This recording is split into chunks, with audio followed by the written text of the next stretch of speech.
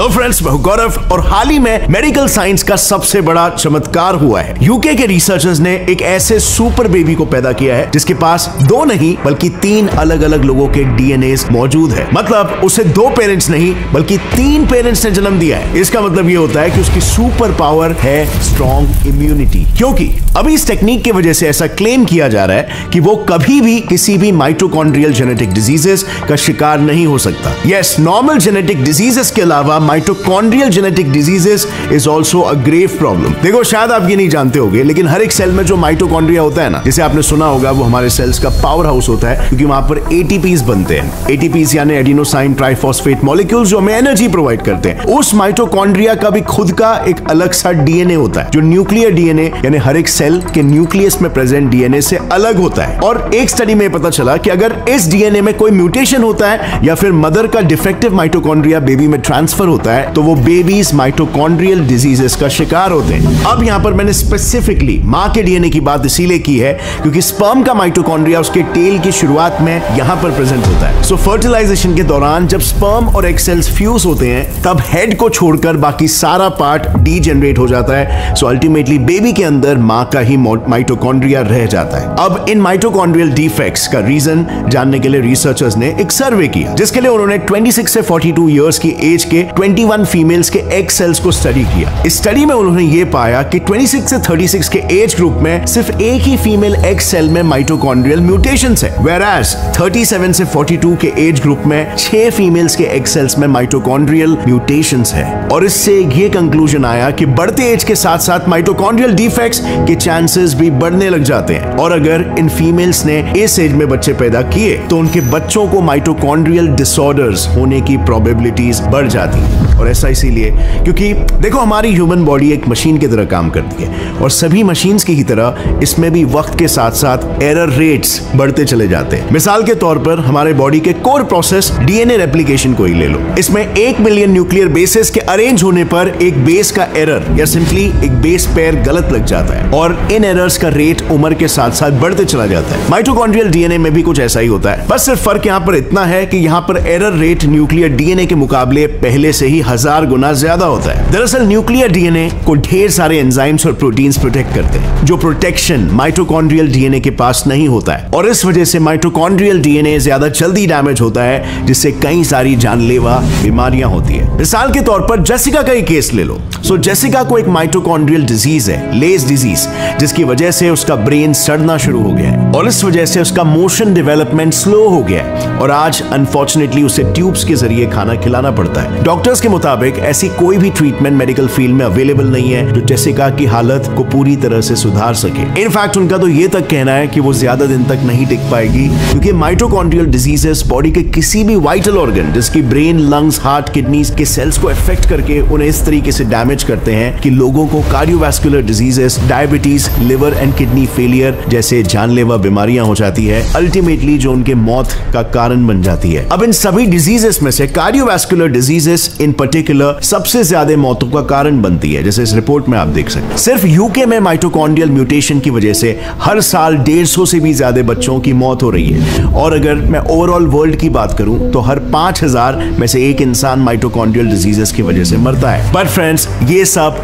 Hopefully not any more, क्योंकि साइंटिस्टों ने ऐसे इरिवर्सिबल डैमेजेस को दूर करने के लिए एक बेहतरीन तरीका ढूंढ निकाला है। वही तरीका जिसे मैंने पहले इस वीडियो में आपको इंट्रोड्यूस किया था, 3 पेरेंट बेबी। साइंटिस्टों ने इन 3 पेरेंट बेबी को बनाने के लिए सबसे पहले माइटोकॉन्ड्रियल प्रोसेस को डिटेल में स्टडी किया। उन्होंने देखा कि माइटोकॉन्ड्रिया में एटीपी बनाने के लिए जो एंजाइम्स लगते हैं, वो एंजाइम्स जल्दी बन सके, इसीलिए सेल उनके इंफॉर्मेशन न्यूक्लियस के डीएनए में नहीं बल्कि माइटोकॉन्ड्रिया में मौजूद डीएनए में स्टोर करता है। और अगर ये एंजाइम्स ऑन द स्पॉट नहीं बने तो बॉडी फंक्शन करना बंद कर देती है, जैसे कि बेन के केस में हुआ। दरअसल 11 साल के बेन को हाइपोटोनिया नाम का एक ऐसा जानलेवा जेनेटिक डिसऑर्डर था जिसमें मसल्स सॉफ्ट हो जाते हैं, जिससे बॉडी के बेसिक मोशंस ठप पड़ जाते हैं। इनिशियली बेन के पेरेंट्स को लगा कि बेन की डेवलपमेंट बाकियों के मुकाबले काफी स्लो है, पर जब 9 साल की उम्र में वायरल इन्फेक्शन की वजह से उसके टेस्ट किए गए तब ये पता चला कि बेन की किडनी धीरे धीरे फेल हो रही है और इसके हार्ट में कई सारे ब्लॉकेजेस है। इस डायग्नोसिस के बाद तुरंत उसके ट्रीटमेंट की शुरुआत हुई, लेकिन अनफॉर्चुनेटली ट्रीटमेंट का कुछ असर होने से पहले ही उसकी हार्ट अटैक से मौत हो गई। अब बेन के साथ ऐसा क्यों हुआ, आइए 2 मिनट्स में से बहुत ही जल्दी समझते हैं। बेसिकली एटीपीज बनाने के लिए माइटोकॉन्ड्रिया एक 3 स्टेज प्रोसेस सेल्यूलर रेस्पिरेशन को फॉलो करता है, जिसके फर्स्ट स्टेज में ही ग्लूकोज साइटोप्लाज्म में ही 10 स्टेप के ग्लाइकोलिसिस प्रोसेस के जरिए 2 मॉलिक्यूल्स एटीपीज के बनाता है, जिसका एंड प्रोडक्ट पायरुवेट होता है। अब इसके बाद ये पायरुवेट जाता है माइटोकॉन्ड्रिया में, जहां 8 स्टेप के क्रेब्स साइकिल के जरिए अगेन 2 एटीपीज बनाता है along with 2 by products NADH2 और FADH2। अब यहाँ पर जैसे आप देख सकते हो टोटल 18 स्टेप्स होने के बावजूद भी सिर्फ 4 मॉलिक्यूल्स ही एटीपी के बने हैं, जबकि हम सब ये जानते हैं कि एक सेल एक टाइम पर टोटल 38 मॉलिक्यूल्स एटीपीज बनाता है। सो बाकी के 34 एटीपीज कहां बनते हैं? तो वेल इसके लिए ना ये जो बाय प्रोडक्ट्स है NADH2 और FADH2 ये जाते हैं माइटोकॉन्ड्रिया के इन F1 पार्टिकल्स पर। यहाँ पर इलेक्ट्रॉन ट्रांसपोर्ट चेन प्रोसेस के जरिए 34 एटीपीज प्रोड्यूस होते हैं, और इस प्रोसेस में बेसिकली NADH2 और FADH2 में मौजूद high energy electron series of electron acceptors relay करते हैं, यानी पास ऑन करते हैं, जैसे वो कोई पासिंग द पार्सल गेम खेल रहे हो, और इस दरमियान उनकी एनर्जी झट से एटीपी में ट्रैप कर दी जाती है। अब अगर माइटोकॉन्ड्रिया ही डिफेक्टिव होगा तो सिर्फ 2 ही एटीपीज फॉर्म होंगे, क्योंकि बाकी के 2 प्रोसेसेस क्रेब्स साइकिल और ETC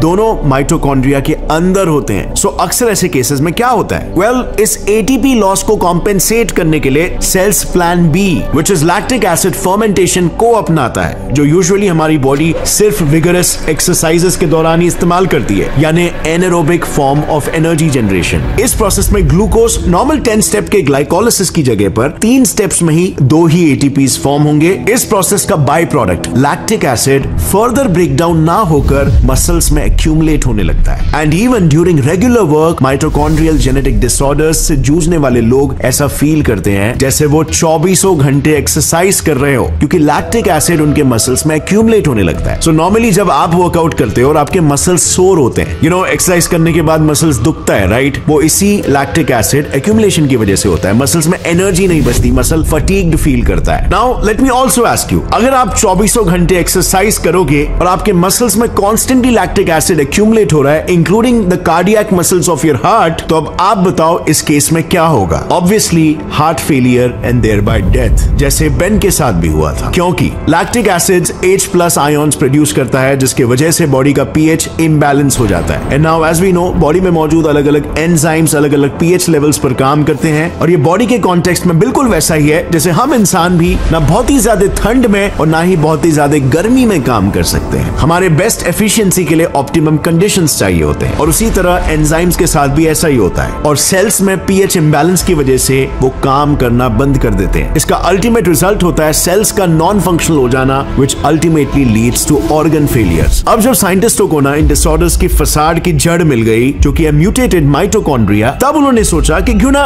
in vitro fertilisation IVF या सिंपली टेस्ट ट्यूब बेबी के मेथड के जरिए इस डिफेक्टिव माइटोकॉन्ड्रिया को किसी दूसरे फीमेल के हेल्दी माइटोकॉन्ड्रिया से रिप्लेस कर दिया जाए। लेकिन जब 1996 में पहली बार इस प्रोसीजर को ट्राई किया गया, तब रिजल्ट्स काफी हार्ट ब्रेकिंग थे, क्योंकि इस प्रोसीजर द्वारा पैदा हुए बच्चों का ब्रेन अंडर डेवलप था और उनके मेन न्यूक्लियर DNA में डिफेक्ट्स आने लग गए थे। जबकि यही सेम प्रोसीजर जब चूहों पर ट्राई किया गया था तो वो टेस्ट एकदम सक्सेसफुल हुए थे। दरअसल इस पूरे प्रोसेस की शुरुआत 1980s में चूहों पर सबसे पहले हुई थी, जिसमें न्यूक्लियस को छोड़कर सारा साइटोप्लाज्म इंक्लूडिंग सेल ऑर्गेनल्स को दूसरे चूहों के एग सेल्स में सक्सेसफुली ट्रांसफर कर दिया गया था। इस सक्सेस के बाद 1996 में इस प्रोसेस को ह्यूमंस पर अप्लाई करने की परमिशन मिल गई, बट सैडली उन्हें ह्यूमंस पर इसके नेगेटिव इफेक्ट्स दिखे, जिसकी वजह से FDA ने इस प्रोसेस पर बैन लगा दिया और ये कॉन्सेप्ट बस एक थियरी ही रह गई। Until 2004 जब UK के the human fertilisation and embryology authority HFEA ने इस डिमेंशन में अपनी जिज्ञासा दिखाई,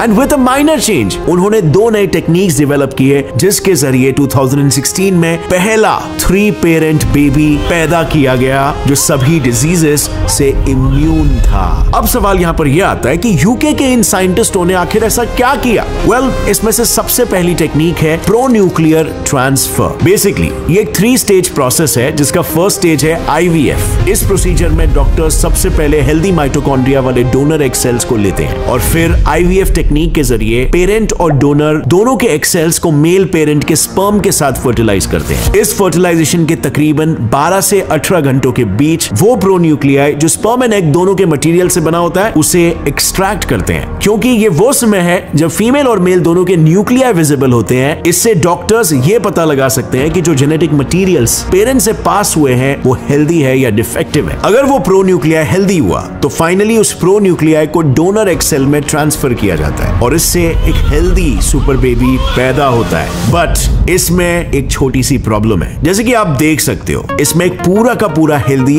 एम्ब्रियो डिस्कार्ड किया जाता है, विच इज अनएथिकल। सो इसे टैकल करने के लिए डॉक्टर्स ने दूसरे मेथड को इजाद किया, मैटरनल स्पिंडल ट्रांसफर। वेल, ये प्रोसेस भी उसी के जैसा है, बस इसमें फर्टिलाइजेशन के पहले न्यूक्लियस को रिमूव करके डोनर एग सेल में ट्रांसफर किया जाता है और ये पूरा प्रोसेस होता है सेल डिवीजन के सबसे इंपॉर्टेंट फेज मेटाफेज में, क्योंकि इस फेज में क्रोमोसोम्स अलाइन होते हैं जिसके वजह से उनको सेग्रीगेट करना और उनमें डिफेक्ट स्पॉट करना इजी हो जाता है। लेकिन एक मिनट, यहां पर सोचने वाली बात यह है कि अगर मदर का माइटोकॉन्ड्रिया डिफेक्टिव है तो डायरेक्टली फादर का माइटोकॉन्ड्रिया ना लेते हुए किसी अनजान डोनर का माइटोकॉन्ड्रिया क्यों लिया जाता है? तो देखो, इसका जवाब है माइटोकॉन्ड्रियल पॉपुलेशन, क्योंकि जहां पर एक स्पर्म में 50 से 75 माइटोकॉन्ड्रियाज होते हैं, वहीं पर एक एग सेल में 100 मिलियन माइटोकॉन्ड्रियाज होते हैं। ऐसा इसीलिए क्योंकि फीमेल एग सेल स्पर्म से 400 टाइम्स ज्यादा बड़ा होता है और इसीलिए डोनर हमेशा एक फीमेल एग सेल ही चाहिए। खैर, भले इसमें एक स्ट्रेंजर का एग सेल इस्तेमाल किया हो, यहाँ पर सक्सेस रेट फिर भी 70 से 80% होता है, यानी 70 से 80% चांसेस है कि हेल्दी सुपर बेबी पैदा होगी ही। लेकिन फ्रेंड्स, हर सिक्के के दो पहलू होते हैं, जैसे आपको पता है। I mean, even if baby detected genetic disorder से अब इम्यून हो चुकी है, there are still higher chances कि जब उस फर्टिलाइज्ड एग को मदर के वूम्ब में ट्रांसफर किया जाएगा तो मैटरनल एज, एनवायरमेंटल फैक्टर्स और हेल्थ कंडीशंस की वजह से एम्ब्रियो डेवलपमेंट में प्रॉब्लम्स हो सकती है। और ऐसा ना हो इसलिए साइंटिस्टों ने एक आर्टिफिशियल वूम्ब भी डिजाइन कर लिया है, जिसमें एक बेबी के डेवलपमेंट के लिए लगने वाले सभी न्यूट्रिशंस मौजूद होंगे। और अगर फ्रेंड्स आपको ये वीडियो देखकर कुछ भी नया सीखने मिला, एक लाइक जरूर ठोकना। Gates and fly science channel को सब्सक्राइब कर लो और बेल नोटिफिकेशन दबाओ ताकि आगे आने वाली हमारी कोई भी वीडियो की अपडेट आप मिस ना कर सको। See you next time. As always, stay curious, keep learning and keep growing. जय हिंद।